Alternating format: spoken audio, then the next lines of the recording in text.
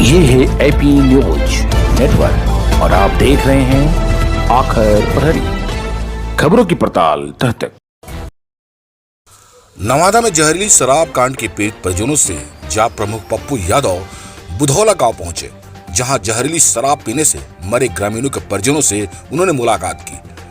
इस दौरान जाप सुप्रीमो ने पीड़ित परिवार को पार्टी की तरफ से 20-20 हजार रुपए का सहयोग भी प्रदान किया और पीड़ित परिवार को इस विपदा की घड़ी में सांत्वना देते हुए धैर्य रखने की बातें भी कही है। साथ ही उन्होंने घोषणा किया कि पीड़ित परिवार के बच्चों को पढ़ाई में जन अधिकार पार्टी सहयोग करेगी। इसके बाद पूर्व सांसद जिला अतिथि गृह पहुंचे और प्रेस वार्ता के आयोजन कर कहा कि बिहार में प्रभावी पूर्ण शराबबंदी को लेकर प्रदेश सरकार की भूमिका पर गंभीर आरोप लगाए। पप्पू यादव ने कहा कि हकीकत में आज बिहार में शराब अवैध कमाई का सबसे बड़ा जरिया बन गया है। उन्होंने सरकार से अविलंब इस शराब कांड के दोषियों को कड़ी से कड़ी सजा देने की बात कही है। दीपक रजौली से परिचित हो, चुनाव लड़े थे रजौली से, अधिवक्ता और प्रदेश के झोपड़ी क्षेत्र के अध्यक्ष चंदन जी जिला अध्यक्ष हैं, जानते हैं ये हमारे जिला पटना जिला प्रखंड अध्यक्ष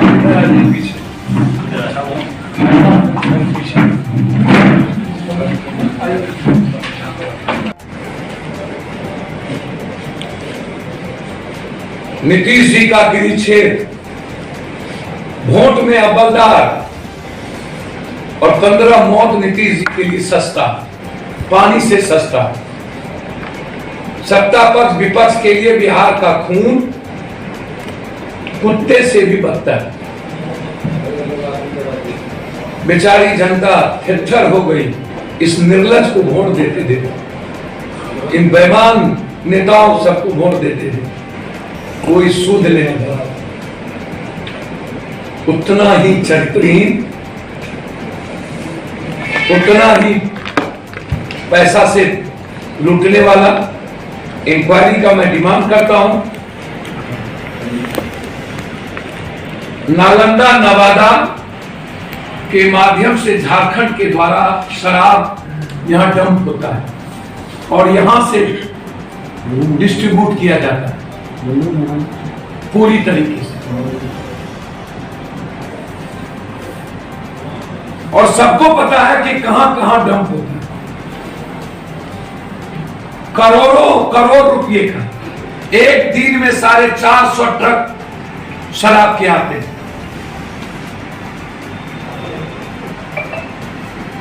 ये हालात, इसलिए हम सरकार से मांग करते हैं, जितने परिवार हैं वो कहेंगे शराब पी के मरा, मैं पैसा नहीं दे सकता। शराब पिलवाया किसने? रतुंधी की बीमारी तो है नहीं इन नेताओं को और मंत्री को और सरकार को, विपक्ष को। इन्हें पता नहीं कि शराब बिक रहा है या नहीं।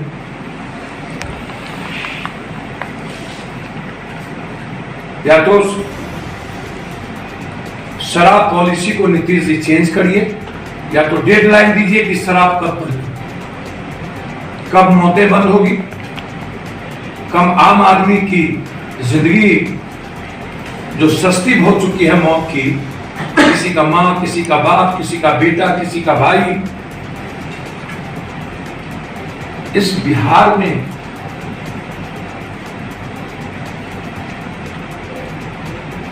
जो सबसे गरीब प्रदेश है ना, देश है ना, उससे बदतर स्थिति बिहार की मौत है। नवादा में क्यों विपक्ष नहीं आए?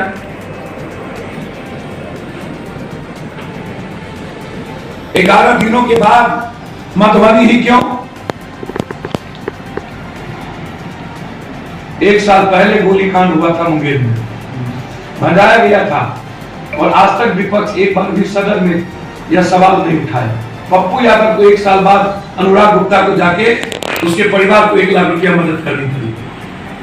देवेंद्र वर्मा का मर्डर किया गया बेतिया में एक विधायक के द्वारा। पप्पू यादव को जाकर के 2 लाख रुपया उसकी बच्ची को देना पड़ा।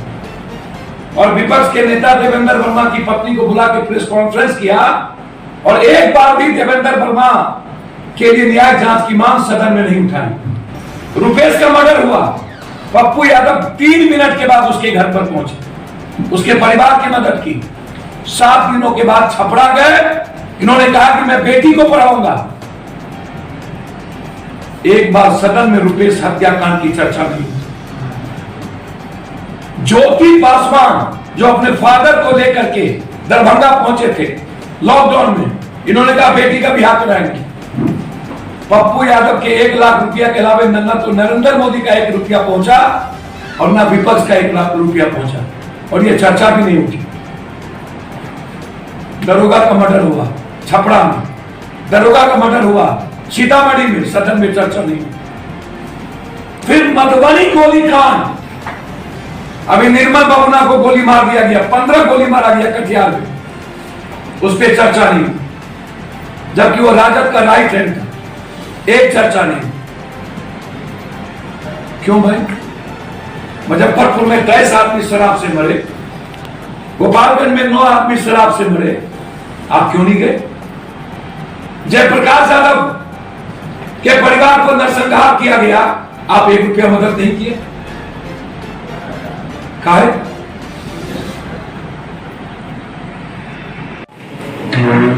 मैं समझता हूं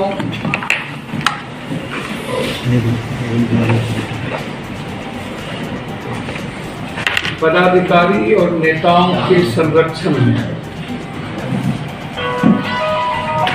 पूरा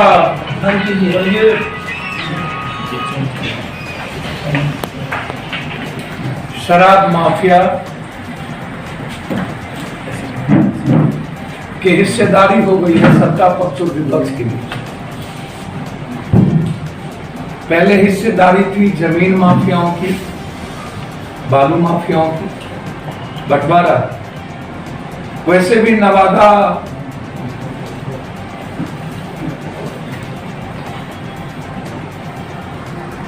माफियाओं का अड्डा है,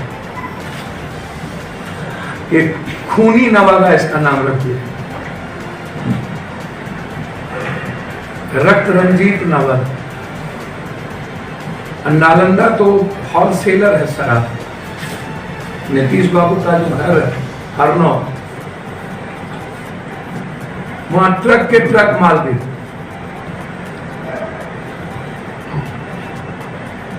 कोई ऐसा पंचायत नहीं है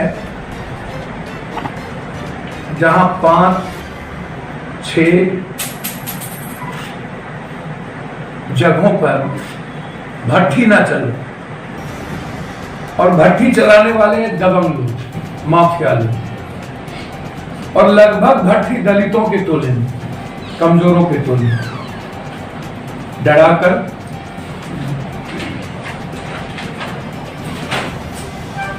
प्रलोभन देकर, पैसे का प्रलोभन। और सैया बिल कोतवाल तो अब डरता है, जब ऊपर से लेकर के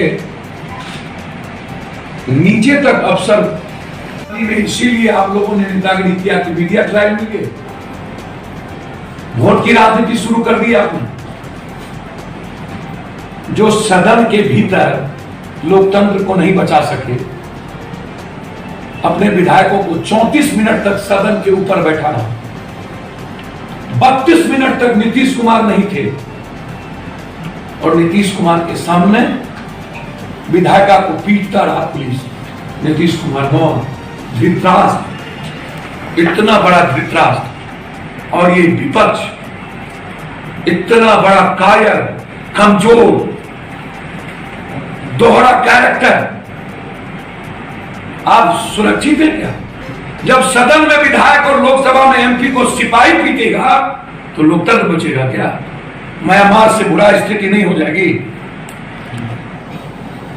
और सदन के दोनों नेता सदन में जिंदा हो, आत्महत्या कर लेना चाहिए विपक्ष के नेता और सदन के नेता को, कि पुलिस सिपाही लात से विधायकों को, लोकतंत्र के प्रहरी को मार रहा था, और दोनों नेता धृतराष्ट्र बन के देख रहा। एक दिन भी जिंदा रहने का लायक नहीं है, चुल्लू भर पानी में डूब के मर जाना चाहिए। और ये बिहार और मधुबनी बचाने की बात करते हैं, इन लोगों पर इंक्वायरी हो। सुशील मोदी ने कहा कि संरक्षण में मधुबनी गोलीकांड हो। मैं सुशील मोदी को नेक सलाह देता हूं, सीबीआई इंक्वायरी करा, सरकार तुम्हारी है। और जदयू के प्रवक्ता ने कहा कि 90 में नरसंहार होते थे, तो मैं नेक सलाह दूंगा नीतीश जी को, 90 में आप भी नीतीश जी उनके साथ थे, 90 में बीजेपी भी उनके साथ थी। मैं जानना चाहता हूं बहुत क्लियर, 90 में लालू यादव, नीतीश कुमार, रामविलास पासवान और जनसंघ, बीजेपी सब एक साथ सरकार बने।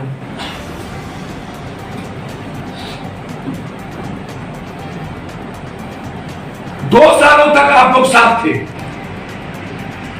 किस नरसंहार की बात करते हैं? जब सामाजिक परिवर्तन, जगदेव बाबू, कर्पूरी ठाकुर, उसके पहले लोरी सेना, सनलाइट सेना, सर्चलाइट सेना, बड़ी बड़ी सेना बनी थी और कौन इन्वॉल्व थे? मुहम्मद खोरबाई।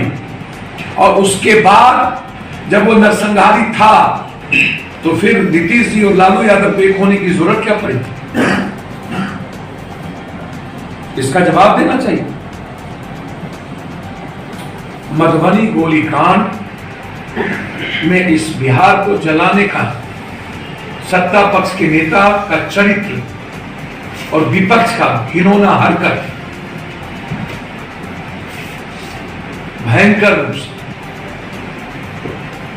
खेल खेला है। मैं इंक्वायरी की मांग करता हूं। करनी सेना को मैं सलाह देता हूं, मेरी हैसियत उतनी है, 13 करोड़ लोग जब पीड़ित हो जाएगा ना तो पप्पू यादव अकेला खाना खिलाएगा। आप राजस्थान के में खून की होली खेलो, बिहार में खून की होली। नीतीश कुमार को, करनी सेना को एयरपोर्ट पर ही रोक देना चाहिए। और जब कोरोना वायरस है, 7 बजे तुम बाजार बंद कर रहे हो जबरदस्ती, तो फिर करनी सेना 250 गाड़ी से वहां कैसे पहुंचे और कैसे पहुंच चला? तो कमजोर सरकार। इसीलिए यह बिहार समाप्त हो चुकी है, कोई सुरक्षित नहीं है। यह बिहार कंप्लीट रूप से शराब माफिया, जमीन माफिया, बालू माफिया और ठेका माफिया, पदाधिकारी और नेताओं के चंगुल में, इनसे आजादी इस बिहार को चाहिए। हम इंक्वायरी की मांग करते हैं और शराब माफियाओं को अविलंब गिरफ्तार कर जेल भेजने की मांग करते हैं। सभी परिवार को 20-20 हजार रुपया जन अधिकार पार्टी की ओर से दिया गया है। जो बचे हैं उसे भी 20 हजार रुपये। कुछ एक महीने में एक शहर में 4 दर्जन से ज्यादा हत्या हुई और एक हत्या पर है तो नरसंहार हुए मधुबनी में। जिस तरीके से जातीय रंग सत्ता पक्ष और विपक्ष दे रहा है, मर्डर होगा किसी की, पहले पूछा जाएगा कि किस जात ने किया, किस जात का हो। और ये नेताओं का काम। क्रिमिनल ने मारा मधुबनी में, जात ने नहीं मारा। और इसको जिस तरीके से ब्राह्मण वर्सेस राजपूत करवाने की कोशिश इस बिहार में नेताओं के द्वारा की गई, पहले तो बीजेपी और सत्ता पक्ष ने जिस तरीके से गंदा खेल खेला, दबाने की कोशिश की गई। बजरंग दल में प्रवीण झा, उसके बाद रावण दल, और उसके बाद शराब दल हो गए। शराब नेपालों के द्वारा माफिया, और उसमें प्रवीण झा नहीं है, उसमें परवीन सिंह भी है, परवीन यादव भी है, परवीन पासी भी है। एक जात नहीं है, इसको जाति नहीं की जा सकती। और पूरे बिहार में सत्ता पक्ष और विपक्ष ने इसको जाति का रंग देने की कोशिश की। दुर्भाग्य। और हमारे बिहार में राजस्थान के कर्मी सेना आएंगे हमारी पंचायती करने, और वो घर जलाएंगे। इतना कमजोर मुख्यमंत्री और सरकार हमने नहीं देखा कि बाहर से लोग आकर बिहार में अपराध को जन्म देंगे। बैन क्यों नहीं लगती? ये जितना सेना बना हुआ है, इस सेना पर प्रतिबंध क्यों नहीं लगता? मैं प्रतिबंध की मांग करता हूं। सिर्फ एक ही सेना है, वो भारतीय सेना। उसके अलावा जितनी सेना है उसको बैन करनी चाहिए। कोई कसम, मैं मानता हूं कि सत्ता पक्ष के एक भी ब्राह्मण मंत्री और एमएलए उस घटना में नहीं गए। ये पॉलिटिशियन गंदा है ना। आप समाज को कैसे गंदा करोगे? परशुराम के मानने वाले को आप गाली देना शुरू करोगे, कोई किसी को गाली देना शुरू कर दे। 11 दिनों के बाद विपक्ष की नींद खुली, इवेंट्स करने चले और वहां पर वो जातीय बाइफरकेशन शुरू कर दी। जिन जिन नेताओं ने इस घटना में जातीय उन्माद फैलाने की कोशिश की, उस पर एफआईआर लॉन्च होना चाहिए। घटना एक नहीं घटी, एक घटना है। नालंदा में मैं 20 बार आ चुका हूं। 5 बार 5 दलितों की हत्या निर्मम हुई। कई लोगों की आंखें चली गई, जान चली गई। और यहां के जो शेर सवा शेर सब हैं, 1.5 शेर, एक बार भी आवाज तक नहीं उठाया। इसका मतलब इन सारे शेरों का इन्वॉल्व इन शराब माफियाओं के संरक्षण में मुख्य भूमिका में। इतनी बड़ी गरीबों के घर में घटना घटी, बगल में पटना, और विपक्ष को पता ही नहीं चला। अरे कम से कम यादव के घर में आ जाते, 5 यादव भी मरे, उन्हीं के घर में आ जाते। और जो 1.5 शेर सवा शेर है, वो यादवे के घर में चले जाते, और के घर में नहीं जाते।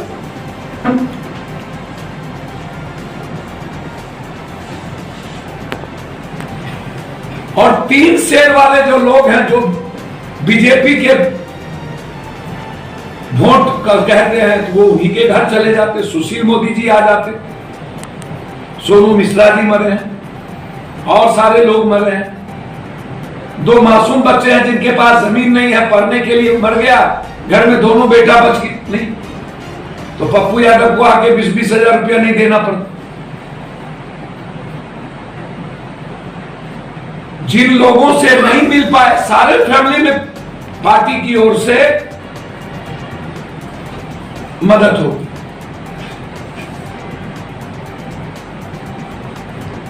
और मैं डिमांड करता हूं कि इसके पीछे कौन कौन है, इसकी पूरी साजिशकर्ता का डीएम ओपन करे।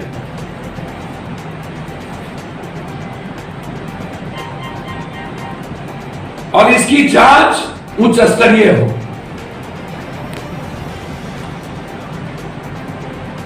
सो मोटो नोटिस हमारी न्यायालय भी अब लेना बंद कर दी, इतनी बड़ी मौत पे। मतलब 14-15 मौत सत्ता और विपक्ष के लिए कोई मतलब नहीं। पहले तो दवाई दिया गया, बंद ही कर दी गई। सोनू मिश्रा के 2 मासूम बच्चे, और लगभग सबके,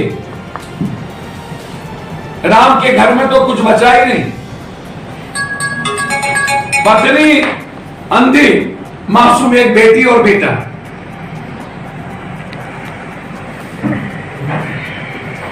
तो नीतीश जी से मेरा सवाल है कि कोई डेडलाइन है शराब बंद होने का? शराब के द्वारा अपराध और माफियाओं का नंगा नाच, सारे शराब के पैसे पंचायती राज के चुनाव में लगेंगे, मुखियाओं के चुनाव में, जिला परिषद के चुनाव, नगर पालिका के चुनाव। माफिया लोग बनेंगे, एक भी भला लोग मुखिया जिला परिषद नहीं बनेंगे।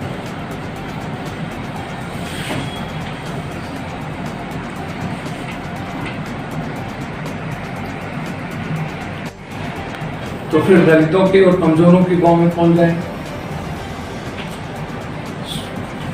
साजिश कंप्लीट, बेचने का काम दलित कमजोर और बिचवाएंगे माफिया और संरक्षण देंगे नेता और पदाधिकारी। अब बंटवारा दोनों के बीच 55,000 करोड़ का पैरेलल इकोनॉमी है बिहार की, इंग्लिश शराब की 55,000 करोड़, 200 रुपये का शराब 1400 रुपये में मिली और लगभग पैसा हरियाणा, पंजाब, नालंदा, उत्तर प्रदेश, नेपाल, बंगाल, झारखंड, बिहार की 55,000 करोड़ की रेवेन्यू, 4,500 करोड़ की रेवेन्यू थी शराब और अब हो गई 55,000 करोड़ की रेवेन्यू, जिसमें नेता और पदाधिकारी का बंटवारा और माफिया का बंटवारा बिल्कुल अलग है। और उसी पैरेलल में जहरीला शराब complete.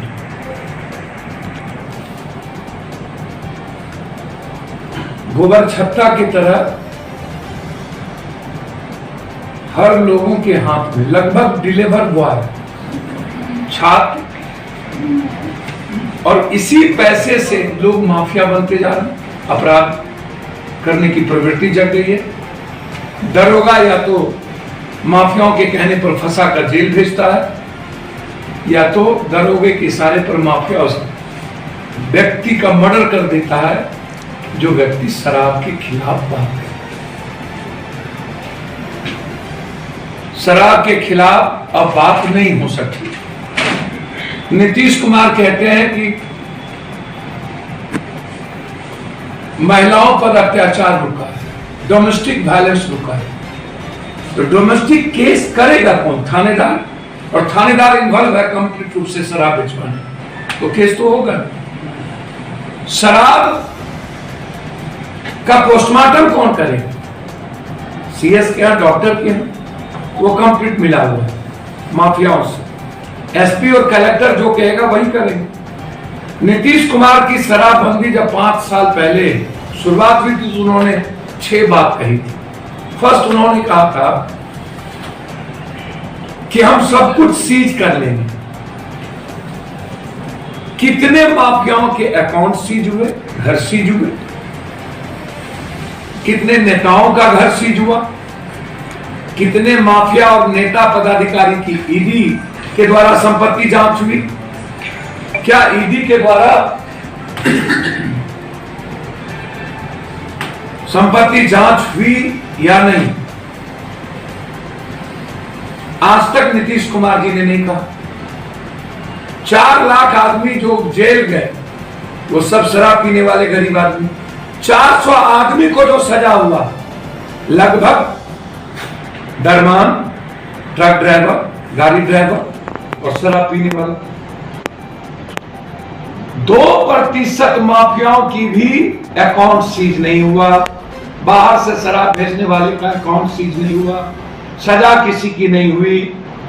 SP, DM, DSP, DIG जो सस्पेंड करने की बात आई थी, कोई सस्पेंड नहीं हुआ, कोई डिस्चार्ज नहीं हुआ, किसी पर एफआईआर लॉन्च नहीं हुआ।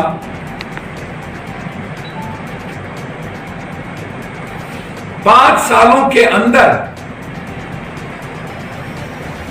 बिना सरकार, सत्ता, नेता और पदाधिकारी के 55,000 करोड़ का रेवेन्यू हो ही नहीं सकता। ये रेवेन्यू सत्ता के और शासन के इशारे पर ऊपर से नीचे तक पैसा, 14 दिनों तक इतनी बड़ी शराब की घटना, 14 लोगों की मौत हुई।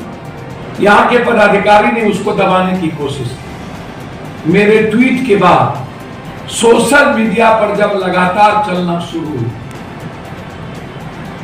और जब हल्के फल्के में अफवाह लिखना शुरू किया, तब जाकर पता चला कि मौत हुई। 15 मौत, कलेक्टर कह रहे हैं 15 मौत। अब न तो शासन के मुखिया को पता, न विपक्ष के मुखिया को और विपक्ष को पता, क्योंकि पूरा वसूली सत्ता के नेताओं को भी, second man, third man, fourth man सबको यहां से जाता है, और विपक्ष के नेता को भी यहां की वसूली, यहां के गोरख धंधे में जाता है। चड्डा एंड चड्डा कंपनी का साम्राज्य है, वो माफिया आपको जन्म देता है।